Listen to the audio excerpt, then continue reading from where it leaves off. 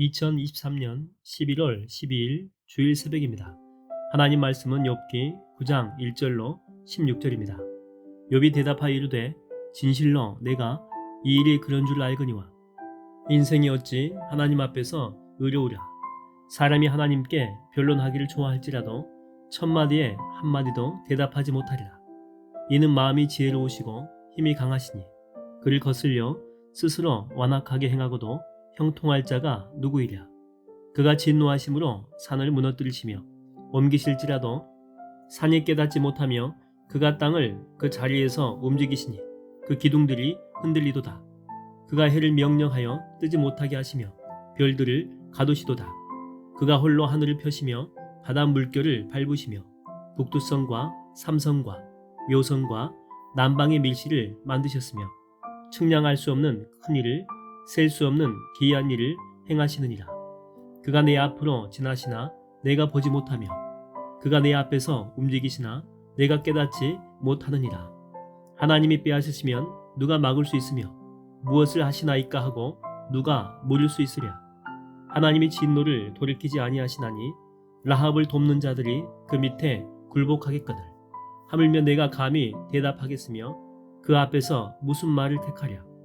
가령 내가 의로울지라도 대답하지 못하겠고 나를 심판하실 그에게 간구할 뿐이며 가령 내가 그를 부름으로 그가 내게 대답하셨을지라도 내 음성을 들으셨다고는 내가 믿지 아니하리라. 하나님 말씀을 증거하겠습니다. 오늘 본문은 수아 사람 빌닷의 말을 듣고 그에 대한 답변이죠. 빌닷은 인과응보적인 접근을 했다라고 했죠. 죄가 있으니까 네가 이 꼴이 되었다라고 하는 것입니다.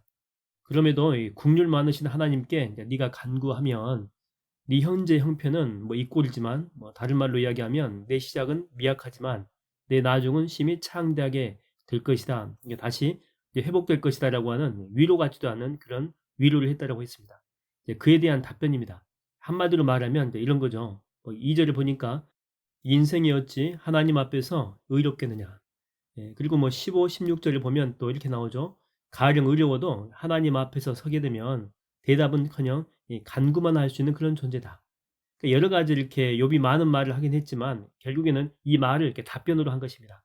이 말이 대체 무슨 말인가 하면 자꾸만 네가 인과응보 하는데 그러면 너는 나보다 훨씬 의로워가지고 벌을 받지 않고 살고 있느냐라고 반문하는 거예요. 너는 깨끗해서 나같이 이렇게 비참한 꼴을 당하지 않는 거냐? 아니다라고 하는 거죠. 하나님 볼 때는 니나 나나 도찐 개찐이라고 하는 것입니다.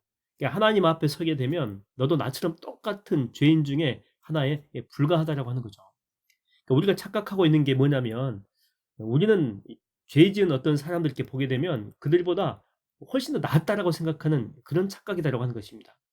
어제도 우리가 살펴봤지만 현장에서 가늠하다 붙들려 가지고 돌에 맞아 죽을 뻔한 여인 알죠? 주님이 살려주지 않습니까? 사람들한테 무슨 말을 했죠? 주님께서 너희 중에 죄 없는 자가 돌로 치라는 것입니다. 그러니까 그 전까지는 사람들의 그 편견은 그래요. 그 여자는 죽을 죄인이라는 거죠. 그 여자는 돌에 맞아 죽어야 돼. 어떻게 그렇게 심한 죄를 그러면서 자기는 그런 죄가 없다라고 전제하고 그런 이야기를 했다라고 하는 거죠. 근데 주님은 그게 아니라고 하는 거예요. 그들의 눈을 그 여인에게서 자기 자신에게로 이렇게 돌려보게 한 것입니다. 니들은 죄가 없느냐? 니들은 의롭냐? 네 자신부터 보라고 하는 것입니다. 그러니까 남의 눈 속에 있는 티끌을 보면서도 자기 안에 있는 들보는 깨닫지 못했다라고 하는 거죠. 어떤 이제 그림을 그리는 스승이 있었는데 이 스승은 참 부정적입니다. 그래서 어떤 제자가 와가지고 그림 그려가지고 평가를 해달라고 하면 그냥 난도질하는 거죠. 자기 기준에 맞춰가지고. 그때도 한 제자가 와가지고 그림에 대한 평가를 이렇게 막 했는데 너무 이렇게 난도질 당하다 보니까 항의를 한 거죠. 제 그림이 뭐가 잘못돼 가지고 대체 이렇게 평가를 하십니까? 그래서 그때 그 스승이 이렇게 이야기를 합니다. 자, 그러면 길 가는 사람들한테 한번 물어보자.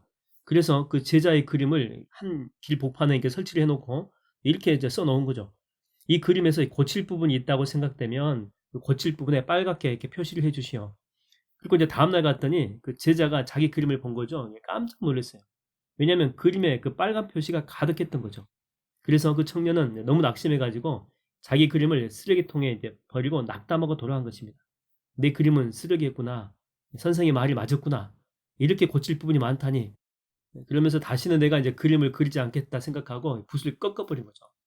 근데 이제 그 모습을 처음부터 지켜봤던 그 여자친구가 있었는데 너무나 안타까워서 이제 지혜를 짜낸 거죠.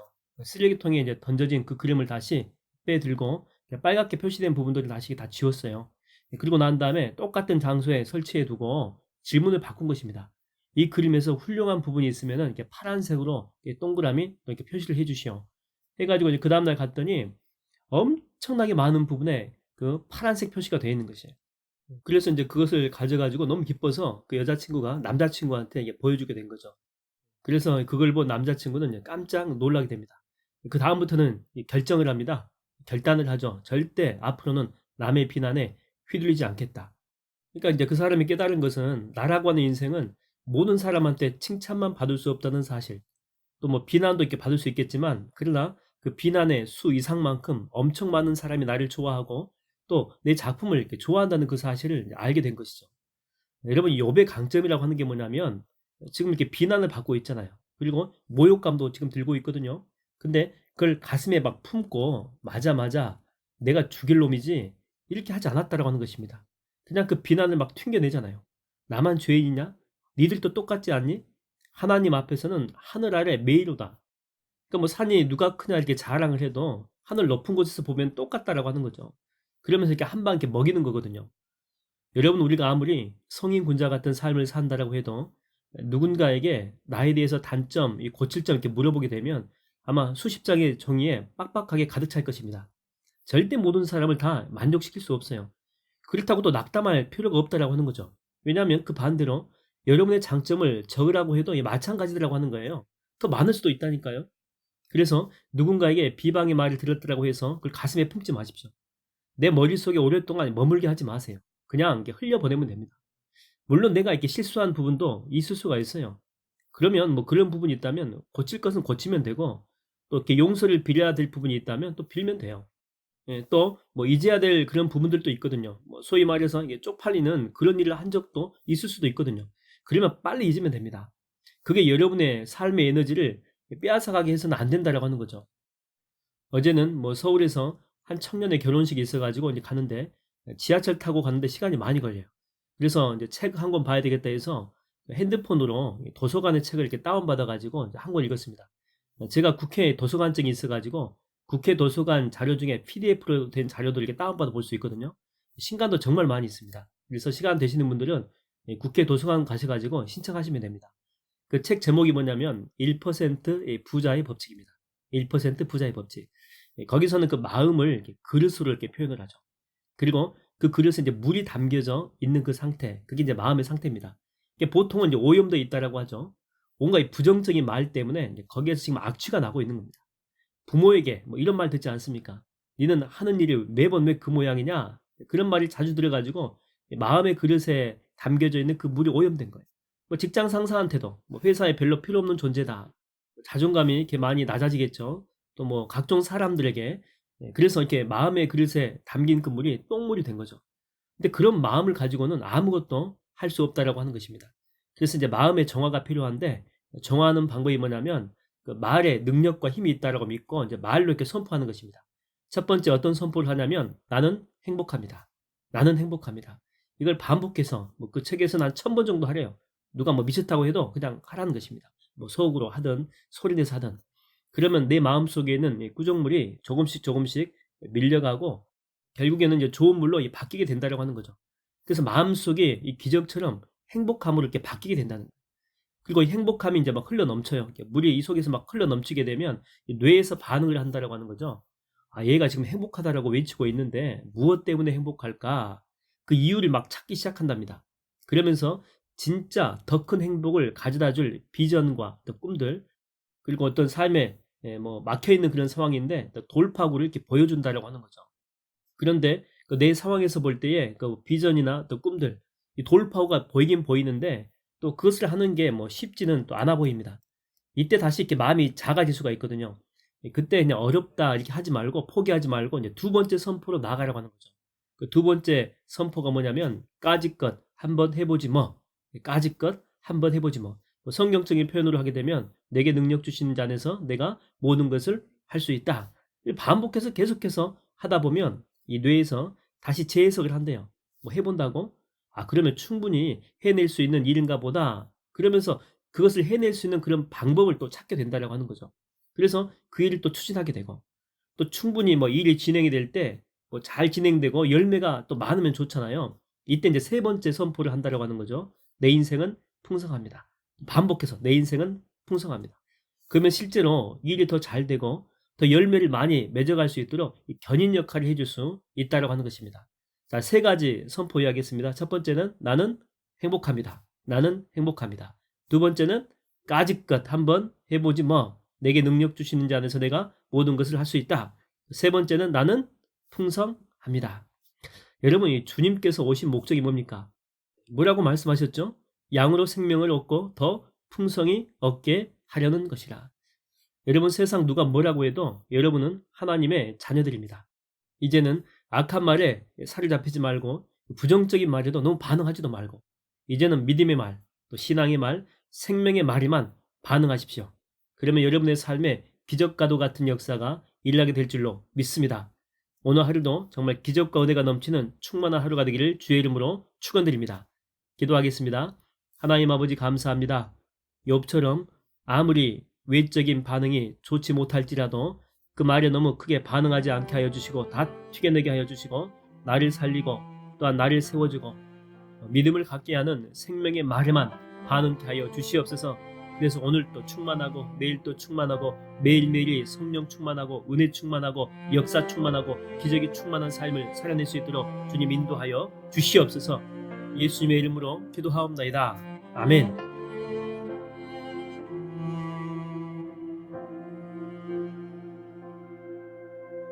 우리 주는 위대하며 능력이 많으시도다. 그의 지혜 무궁하며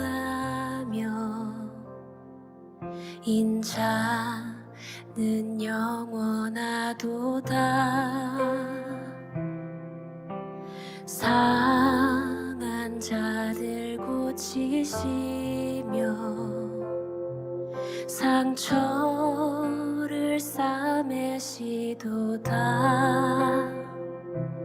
별들의 수를 세시며 이름을 붙이셨도다. 그가 구름으로 하늘을 덮으시며 땅을 위하여 비 준비하시니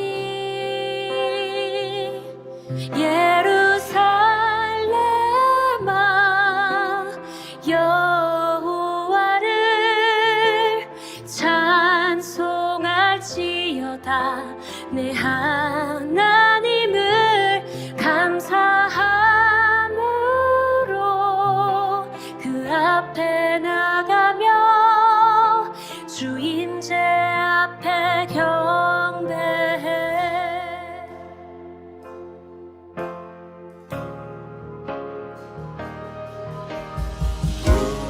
우리 주는 위대하며 능력이 많으시도다. 그의 지혜 무궁하며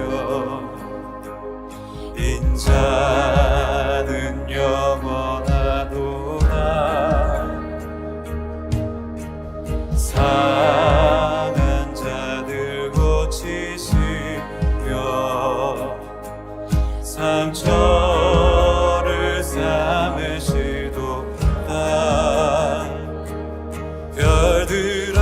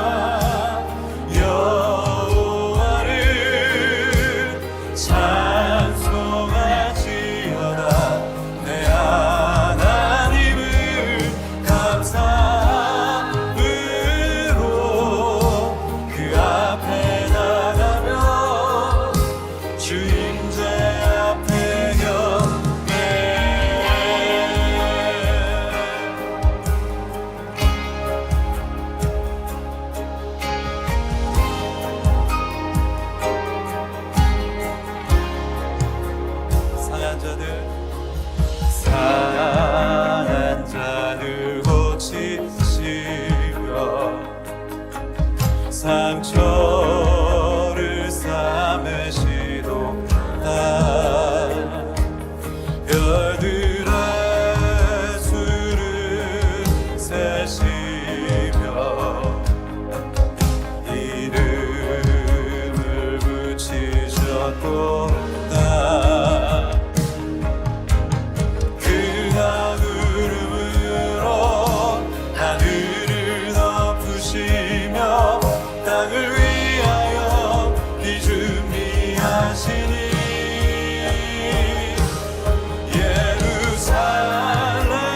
예루살렘아 여호와를 찬송할지어다. 내 하나님을 감사함으로 그 앞에 나가며 주 임재 앞에 겨 예루살렘아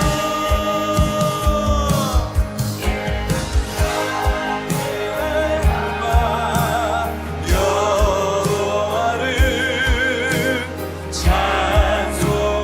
찬송할지어다. 내 하나님을 감사함으로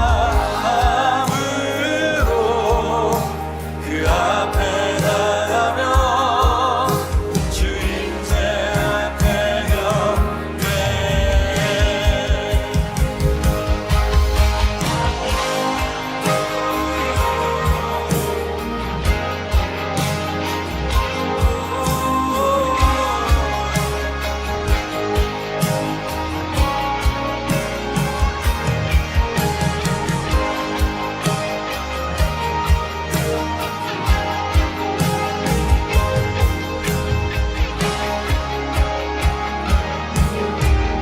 그가 구름으로 하늘을 덮으시며 땅을 위하여 비 준비하시니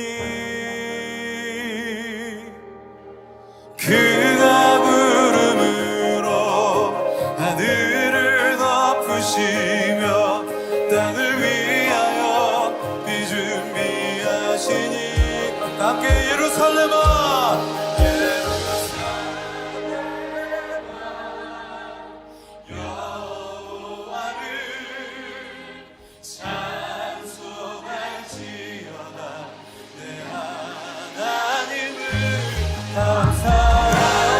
감사함으로 그 앞에 나가며 주 임재.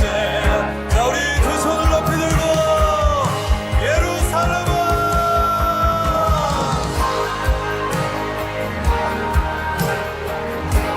여호와를 찬송할지어다. 내 하나님을 감사함으로 그 앞에 나가며 주 임재. 자 우리 다시 한번 선포합니다. 내 영혼아 예루살렘아 여호와를 찬송할지어다. 내 하나님을 감사함으로 그 앞에 나가며 주 임재 앞에 경배.